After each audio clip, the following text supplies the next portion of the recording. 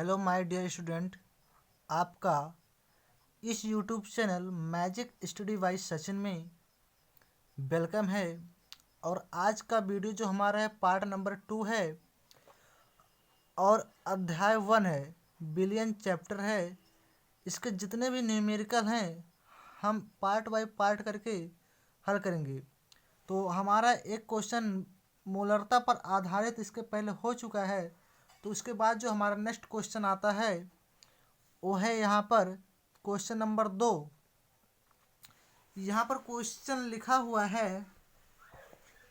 30 gram urea को 200 ग्राम जल में घोला जाता है तो विलयन की मोललता ज्ञात कीजिए।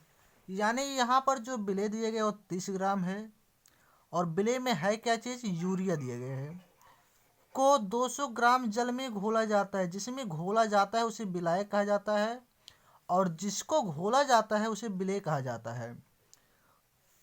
और इन्हीं को ध्यान में रखते हुए हमें विलयन की मोललता ज्ञात करना है। तो यहाँ पर क्वेश्चन लगाने का तरीका ये होता है कि जो हमारा जो स्टार्टिंग में जो दिया हो, यानी जैसे हम क्वेश्चन को पढ़ते जाएं वैसे नीचे नोट करते जाए। तो पहला दिया 30 ग्राम यूरिया को, यानी कि ये विलय है, तो यहाँ पर हम नीचे लिख लेंगे विलय का भार। और जो विलय का भार होता है वो स्मॉल w से प्रदर्शित किया जाता है और विलय का जो भार दिए गए हो यहाँ पर 30 ग्राम दिए गए हैं। आगे पढ़ेंगे 200 ग्राम जल में घोला जाता है। उसके बाद और उसके पहले तो हमें ये निकालना होगा कि विलय जो है यूरिया है तो यूरिया का अणुभार पता होना चाहिए, क्योंकि मोललता का फार्मूले में अणुभार का होना भी अनिवार्य है। क्योंकि मोललता के फार्मूले में जो मोलों की संख्या आता है वहाँ पर W/m करना पड़ता है, तो वहाँ पर अणुभार का होना भी हमें पता होना चाहिए। तो विलय का अणुभार निकालेंगे, विलय में है क्या, यूरिया है, तो यूरिया का सूत्र हमें पता होना चाहिए। और यूरिया का जो सूत्र है NH2CO होता है। और इसका अणुभार कैसे निकाला जाता है, यहाँ पर जितने भी तत्व हैं इन तत्वों के परमाणु भारों के योगफल को अणुभार कहा जाता है। तो यहाँ पर है नाइट्रोजन है, हाइड्रोजन है, कार्बन है, ऑक्सीजन है। और जितने जितनी मात्रा में हैं उतने से गुणा करा करके यहाँ पर सबका योग कर देंगे तो यहाँ पर अणुभार निकल जाए। जैसे यहाँ पर दिया है पहला नाइट्रोजन, नाइट्रोजन का जो परमाणु भार होता है वो 14 होता है और एक ही बार में, तो इसलिए 14 लिखा गया। फिर यहाँ पर प्लस लगा करके हाइड्रोजन है, हाइड्रोजन का परमाणु भार 1 होता है और दो बार आया, यानी कि 2 मात्रा में लिए गए हैं, तो 1 गुणे 2 करके यहाँ पर 2 हो जाएगा।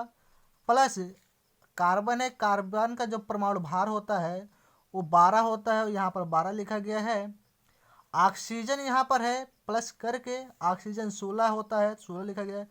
प्लस नाइट्रोजन फिर आता है और इसका भी 14 ही होता है। प्लस हाइड्रोजन का 1 होता है लेकिन 2 बार आया है इसलिए 1 गुणे 2 2 ही आ जाएगा। इन सभी को अगर हम योग कर देते हैं तो आता है 60। और यही जो है विलय का अणुभार यानी स्मॉल m का जो मान आता है 60 आता है।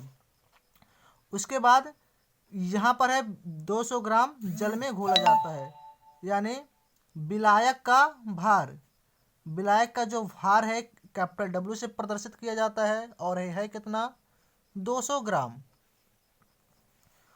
200 ग्राम हमारा हो गया विलय का भार। उसके बाद जो हमारा नेक्स्ट है सूत्र आता है। इतना चीज़ को देखते हुए हमें सूत्र लगाना पड़ेगा मोललता का, इतना तो हमारे क्वेश्चन से पता चल गया। अब हमारा सूत्र क्या होता है मोललता बराबर, तो मोललता बराबर हमारा फार्मूला ये होता है विलय के मोलों की संख्या बटे विलायक का भार, और जो विलायक का भार है वो ग्राम में होना चाहिए, इनटू में 1000।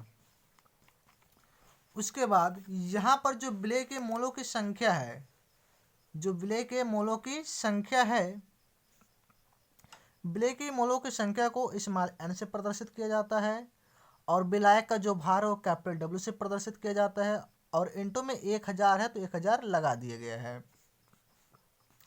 और यहाँ पर जो मोलों की संख्या होती है, अब मोलों की संख्या के बराबर भी फार्मूला होता है। तो मोलों की संख्या बराबर होता है विलेय का भार बटे विलेय का अणुभार। तो विलेय का जो भार होता है वो स्मॉल डब्ल्यू से प्रदर्शित किया जाता है, और जो विलेय विलेय का अणुभार है वो स्मॉल एम से प्रदर्शित किया जाता है। यहाँ पर ए चीज जो लिखा गया है ये डब्ल्यू है और ए यहाँ पर यम है, इंटू में 1000, यानी कि ये ऐसे करके है। अगर ये ना समझ में आ रहा तो यहाँ पर कर लो। यहाँ पर स्मॉल डब्ल्यू बटे यम इंटू में 1000 बटे में टोटल के बटे कैपिटल डब्ल्यू, यही हमारा मेन फार्मूला है। इस फार्मूले को चलो गलत काट दिया जाता है, और जो हमारा मेन फार्मूला है ये वाला फार्मूला है। अब इसी फार्मूले पर देखो यहाँ पर नीचे भी किए गए वही चीज़। अब इसी फार्मूले पर हमें जितने भी मान दिए गए हैं उन मान को रखना है। तो हमारा विलेय का जो भार दिया गया था यानी स्मॉल डब्ल्यू का मान, स्मॉल डब्ल्यू का जो मान दिया गया था वो 30 ग्राम था, यानी विलेय का भार स्मॉल डब्ल्यू बराबर 30 ग्राम। 1000 था तो 1000 लिख दिया जाएगा, बटे में स्मॉल यम यानी कि विलेय का अणुभार निकाला गया था 60 आया था तो 60 लिखा गया है, इंटू में 200।